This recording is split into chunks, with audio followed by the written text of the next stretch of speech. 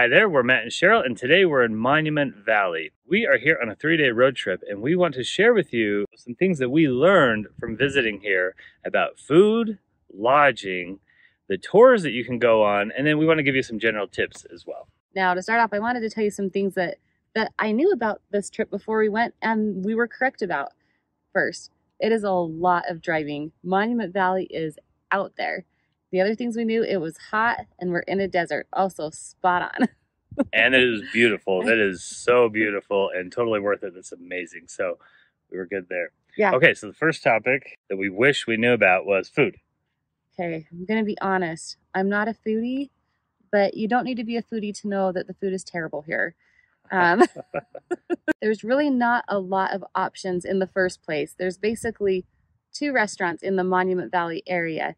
There's a Stagecoach at Golding's, and then there's the View at the View Hotel. At the View, we only ate our continental breakfast, and the View is actually beautiful there. Like, I'm glad we get to go eat there for our breakfast. It's included in the hotel we're staying at. But they only got number 2 of the 2 restaurants in the area, and and the reviews online were enough to scare me away from trying it. Just because they said it was expensive and the food wasn't great. But Golding's got really good reviews. But when we took our family, I have to say that we enjoyed the Indian fry bread. That was delicious, and our kids like their chicken strips. But the rest of the family was only so-so, and even they asked if we could have sandwiches from the cooler for dinner. That's kind of the family's take on food, and we have teenagers. But I did notice that in the trading post at our hotel, they did have some packaged sandwiches if you were kind of in a pinch. But overall, we would say that this is a great spot to bring your own food to. Yeah, the nearest restaurants, aside from the 2 that Cheryl mentioned, are probably about a half hour away in each direction. Now, we did enjoy our Navajo tacos at the San Juan Inn in Mexican Hat. That was good. We do recommend that. So the next topic is lodging. So there are, again, really only 2 places to stay right here in the Monument Valley area. So when you drive into Monument Valley National Park, now it's a Navajo National Park, by the way, not a U.S. national park, but it is a national park. So when you drive into Monument Valley National Park, you get to this hotel called The View, and it's just perched right up on the cliff, which gives you really the best view of Monument Valley. It's amazing. So that's one place to stay, is The View. And then just outside the park, down the road, about 10 minutes away, is Golding's Lodge. So again, those are really only your only 2 options for lodging. Now, by the way, at The View, you have the hotel, which is perched on the cliff, and then just over here, actually, where we are right now, just kind of off to the side, is The View cabins. They have some little cabins set up that you can stay in, and we have loved our cabin. Oh, we are so comfortable with our family. It's a great setup, and something that they must be on to the whole situation about the food is is that there's a full kitchen in the cabin. I mean, full-size fridge, oven, everything. So I mean, I would really recommend bringing in your own groceries and making your own dinner here, and then like seriously sitting on your deck and enjoying the view. Like right now, I'm having a hard time looking at the camera because the sun is rising behind us and it is so pretty. The sun is rising on the buttes, the mittens out here, and the only reason why we don't have the camera face that way is because the shadows, kind of messes with the camera a little bit, but it is a stunner out there. I did want to mention one thing about the food here at The View is that they do have a menu that you can order off of from Linda's Catering or something like that, and she will bring you some authentic Navajo food. Okay, so The View has decided they're not going to serve Navajo food anymore. So they're serving just regular traditional American fare and stuff, but that's because they want to allow Navajo to bring you their food. So she'll actually just bring it right to your room. And we would have done this, but she was closed on Sunday. So that's the day we're here. Yeah, so we didn't get to try her food. I believe that all of the rooms at the View Hotel face the canyon or face Monument Valley, face the buttes. And definitely all of the cabins here face the buttes. And you literally just walk out your door with a little deck there with this incredible view. I mean, one of the best, one of the best views I've ever seen. And the View Hotel is the hub of all the activity going on here. From the parking lot, you can access the hike. And also that's where the scenic Monument Valley Loop Drive is. And so The View was really kind of central. They also have a trading post where you can buy some authentic Indian crafts. And they've, of course, they've got their restaurant. They have a few campsites out here, but it was a little pricey. We think, what, around $250 a night here. So for us, for a Yeah. family of 6, we had to get like an executive cabin or something like that. For 2 nights, I think it was around $550. So take that for, you know, what it's worth. But Goldings, just up the hill, that's another nicer establishment. And they actually have a few little activities there, like a museum. They've got, when I've used the term theater in a very loose term because I think it's slideshows and it looks like it could probably only hold 15 people at a time. Yeah. But they've got a few little things going on. And Goldings does have a swimming pool where the View doesn't. That's a big, that would have been a big thing. We wish we would have stayed at least one night at Goldings. So we stayed 2 nights at the View. We wish we would have stayed at least one night at Goldings to get that swimming pool for our kids and to get that Goldings experience. The views from both are great, actually. So even though Goldings is outside the park and it's down the road a ways, you can still see the buttes pretty well from there. It's not as close as the View here, but it is still a very nice view. And then if you're wanting to save even some more money, I looked up rates online. Mexican Hat has cheaper rates. It's about 30 minutes away. And then a lot of people stay in Bluff, which is a more established city. It's about 45 minutes away, I believe.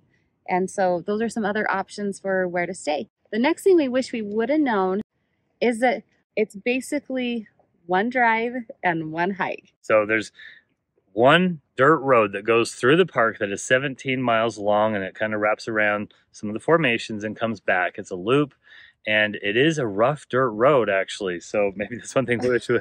Well, we have a Toyota Sequoia, so it's not a big deal for us. We're kind of going off on dirt roads all the time, and that is one of our biggest tips to you. If you're coming out here on a big road trip or something like that, get an SUV with a high clearance so that you're not stuck in situations like this where you're terrified that you're going to tear up your car or something like that. Because there are a lot of dirt roads out here in the Southwest, and it's worth it to be able to get out onto them.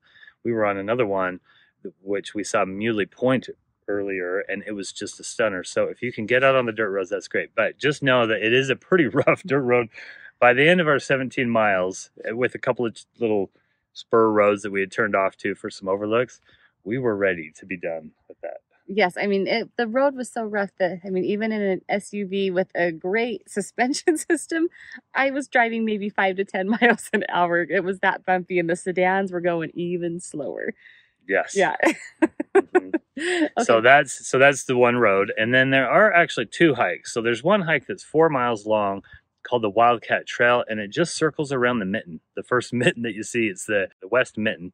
You just circle around it and come back. There is another little short trail that's maybe half a mile long that just kind of goes out from the View Hotel and gets to a little overlook. But that's it for accessibility. The rest of the park, if you want to see it, you need to get a tour.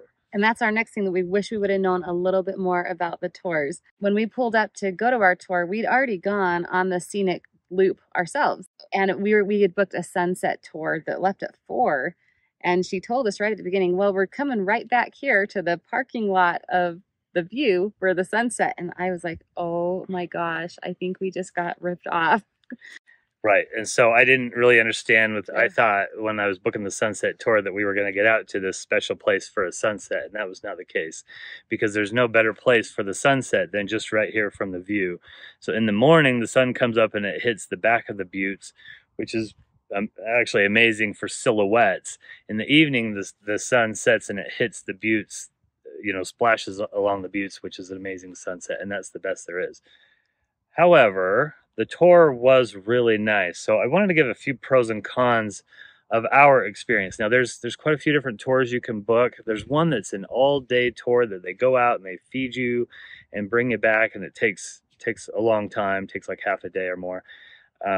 And then there's some others that go to like Mystery Canyon or something like that, and they get off the beaten path. There's even some that just drive that 17-mile road, and that's all that they do for those who can't drive it or don't want to drive it in their sedan or just want a tour. But then there's plenty that go off the path, and that's what I was interested in. I wanted to get off the path and see more of the park. We don't really have a definitive absolutely do a tour or no, you shouldn't, because you want to hear the pros and cons and make a decision for yourself. Let's give you the pros of the tour. So ones that I can think of, first of all, again, you're driving in their truck and not beating up your own car. And you're sitting in the back of their truck up on these seats that are really cushiony, and it was a much more comfortable ride. Yeah, we were thinking we were going to be just thrown Yeah. all over. There's a little bit of that, but it actually was a smoother ride than driving our own truck. Yeah, I would say they were fun bumps, not painful bumps. Uh-huh. And then obviously you're getting a guided tour. So she did a wonderful job. She told us all about Navajo history and culture and stuff. And then one of the cool things is every time we'd come up on a new formation, she would show us what it looks like the camel, or there was this really cool formation we came up. There was a hole in the ceiling like the Pantheon in Rome. And when you got underneath it, it looked like a bird's head. Like its eye looking at you. There's kind of like a lot of little secret things where you're like, okay, if you look at it just the right way, you know, we saw the dragon. And so that was kind of cool. And then also you're outdoors. I mean, like you're out in the open air, just sitting there in the open air, which really allowed you to see much more. So when we drove through in the truck, I was right in the backseat with my daughter and didn't get the full experience. But out in the truck on the tour, I got to see all of them really well. And one of my favorite parts of the tour was that she took us to some of the homes. They're called Hogans. Yeah, Hogans. They're called Hogans. Yeah. And it was really neat to see the structures, and we actually got to go in one. It was pretty cool. I was a little distracted because there are wild horses on the other side of this camera, and there's a baby. Seriously, it's a little hard to stay focused on this video because I've got a sunrise behind me and wild horses ahead of me. Oh man, it's so great. We love Monument Valley. Yeah. Okay. Something else to know about these tours is that they're all given by Navajos. This is on a Navajo reservation, and the only people that are allowed to give tours are Navajos. And so it really is. That's something that has been kind of a surprise to me on this trip. Was you go to so many national parks, and there's a lot of displays in the visitor centers about Native Americans, you know, various tribes, and you learn about them. But I feel like it's almost kind of like reading a book about a travel place. You know, like in preparation for this trip, we read books and blog posts and watched videos and things like that to learn about Monument Valley. But it didn't completely prepare us for Monument Valley. And I feel like it's a little bit about that with learning about the Native Americans. We read about them all the time at the visitor centers at these national parks. But if you really want to learn more about Native Americans and the Navajo, come to Monument Valley, because all of the people you're interacting with in the hotels and the tours, and there's plenty of them selling things on like along the road, you get to meet the people. And I've really come to love and appreciate their culture. It's been a really great experience. And so that was kind of a surprise for me on this trip. I'm like, okay, I feel like I'm getting a little bit of a grasp of that, because I wasn't really grasping it from interpretive sites at the visitor centers. Yeah, I believe the lady actually lived in that Hogan, that ancient Navajo structure. One other thing about the tours, I think we've covered all the pros, right? Yeah. Well, and just the other part that it gets to, at least that we went to, was very different than the buttes that you see behind us here. It was kind of like these big rolling red rock mountains with some arches in them. Actually, it kind of reminded me a lot of Arches National Park. So it was a whole different look when we got back there. So that was nice. Real quickly about the tours, there are many different companies that offer tours, so you kind of have to just do a little bit of homework to find the company. I chose Diné Bikéyah Tours. Diné Bikéyah is how you pronounce it. It looks like Dinah Bekia or something like that, but Diné Bikéyah. And that word, by the way, those two words means land of the people. And so anyway, they were great. She was a very kind tour guide, gave us free water on there, and was always kind of seeing how we were doing. And she played the flute for us. Yeah, that was cool. We sat underneath the bird that I was telling you about earlier. We sat underneath that thing, and she played the flute. So okay, the downside of the tours, they were super pricey. I mean, I think they were about $85 per person for an adult. No, but kids were cheaper. Yeah, our teens. We have a 14 and 16-year-old. Theirs was only like 35 or something. Yeah, 35, 40, and then the two younger ones we had were free. And they're 9 and 11, so they were free. Yeah. So I mean, it was kind of a pricey excursion for our family, but I really appreciated that our younger kids were not quite as much money or free. Yeah. Something that I didn't love about it was that, I mean, it's a common thing on a tour, is when you go to stops, you have to kind of wait for the whole tour group. Yeah, you're on their schedule. Yeah, so sometimes there were stops that were like, oh, we're not that interested in this. But then some of the places we stopped, there was all this beautiful sand, which isn't on the normal tour, but like these sand hills with this really fine, soft sand that we were all loving to play in. So that, yeah, we were playing in the sand, and the other people waiting for us on those ones. So it kind of goes back and forth a little bit. Also, it was really nice being out in the open air, and there was a top to provide shade, but still, you're out in the open air, and it was kind of hot, right? Ours was. It was at 4 o'clock. So it was hottest pretty part hot. of the day, like. And I mean, I bet you 95, it was hot. I didn't feel it as much because there was some shade, and then you're driving down the road with a little bit of wind, so I didn't really feel it as much. And then also, the other kind of drawback there is that you're out there on that dirt road, so cars are driving by you kicking up dust. So there was a little bit of eating some dust while you were driving, just a little bit. So those are definitely some drawbacks if you're considering it. I think overall the price of the tour for us, family of 6, was what, $280 or something like that. Which is a little spendy. But again, if you're getting here, if you're driving around with a car and you don't want to go banging up that car on that road, then, you know, probably worth paying $160 to go on a tour. Okay, now here's our final little tips. It's $8 per person to enter the Monument Valley. So unlike the national park that'll charge you $35 for the whole week for a carload. Cheryl's got here on her list that it was chilly in the morning. Now, yesterday was chilly. Today is actually just amazing. So now we're here in September. Where, you know, it starts to get chilly in the morning.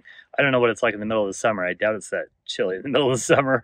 But if you're visiting on the shoulder season, just understand that the temperatures in the desert are drastically different day and night. Okay, so at night it can get very cold. This is not like the East where the humidity holds that heat in. It's very dry here. So at night it can get pretty chilly in the desert and in the morning. And then in the afternoon, you know, over 100 degrees. So just be aware of that. Yeah, I think that there was at least a 40-degree swing yesterday in the temperature. So be prepared. Okay, here's my other next tip. 1 Navajo taco is enough. Okay, yeah. Those are kind of a novelty. I mean, I probably eat a Navajo taco every 5 years, and I was so excited because they're everywhere here. But after the first Navajo taco, I mean, I loved it. It was good, but I was done, and I don't know, maybe you're different and you can eat as many Navajo tacos, but but yeah. A Navajo taco, by the way, in case you don't know, is like fry bread, Indian fry bread with chili and beans and lettuce on there, whatever you want on there, really. They're delicious if you eat just one. If you have allergies to sagebrush, take your allergy medicine. Matt has been a mess. Yeah, just bring some good decongestants or whatever. It's sandy. Another thing to know is that it's pretty sandy. So on the hike, on the Wildcat Trail, the hardest part of the hike was actually just going through the sand on the way down and on the way up. Now the whole trail wasn't like that, but there was a sandy hill that was kind of difficult to walk in. And when we say sandy, it's like more like sandy, like the beach type of a thing. So sandy that some parks around here, there's some sand dune parks in the west, like White Sands National Park, Great Sand Dunes. There's a place in Utah called Coral Pink Sand Dunes State Park. You can actually surf on these, like you can sled down, you can get sleds and sled on the sand. So it is sandy, just be aware of that. It's kind of hard to walk in sometimes. Well, and I would say, unless you're doing a hike, wear your flip-flops, because like viewpoints, you don't need to have tennis shoes on, and the sand will get in your shoes and just annoy you. At least that's what I found to be helpful. Okay, next one. Again, we're just stunned by the... Yes. This is our second sunrise, by the way. So that's one thing that, another tip that I'm going to give you here is to make sure to catch a sunrise and a sunset if at all possible. So at least get here in the one evening and watch the sun set. Next morning, watch the sunrise, which is another reason why it's very good to stay at the View or Goldings, because you're going to be able to see that sunrise. Oh man, it's just something you'll never forget. Okay, the next thing I wish I would have known is that the national park system is not here to hold your hand. Or the park's hand for that matter. It's a totally different management here. And I was starting to get kind of shaky and headachy, and I put a little bit of salt in my water because I realized that I hadn't had enough salt to like I think my electrolytes were down. I didn't feel well. And I remember when I go to Zion, they're always telling you to drink water and eat potato chips or something to help you stay balanced. And there's not the typical signage around here that the national parks normally have to keep visitors safe, like reminding you to take your water or things like that. And so you have to put on your big girl pants or big man pants and take care of those things. But the other thing is that there's just not the same manpower to protect these things either. And so you really have to have some personal responsibility to take care of this beautiful stuff. There's not rangers everywhere making sure people aren't climbing on the rocks or, you know, just taking care of the park. And so It kind of was an eye-opening experience for me how much the national park system does, but also real appreciative of the people that run this place too. As far as like the best view, it really is right from the View Hotel. We did do that wildcat hike yesterday morning, and Matt and I, we love a good desert hike in the morning, so of course we enjoyed it. But the best view was right when we're on the trailhead getting ready to head down. So yeah, if you like to hike, go for it, but don't feel like, sometimes on those trips when you just can't get there because you're too tired or not in the mood, don't feel like you really missed out if you don't do the hike. It's fun, but you're going to see the best view just from the parking lot. We love desert hiking. By the way, I've done a whole video on tips you need to know if you're hiking in the desert. Put that in the description. Make sure to check it out. Okay, the next tip is that there are many things around Monument Valley to see and do. So there's a lot of Indian ruins around. So after this, we're going to go over to Navajo National Monument and see that on our way to Page. Up the road, there's a Bears Ears and Cedar Mesa National Monuments. There's Hovenweep. There's Canyons of the Ancients. There's Mesa Verde National Park, which is one of the most underrated parks in the country, I believe. Moab is a few hours up the road. So much to do around this Monument Valley area. If this video has helped you out, please click the subscribe button for more videos on the West and check out our Monument Valley playlist by clicking the image on your screen. Thank you for watching.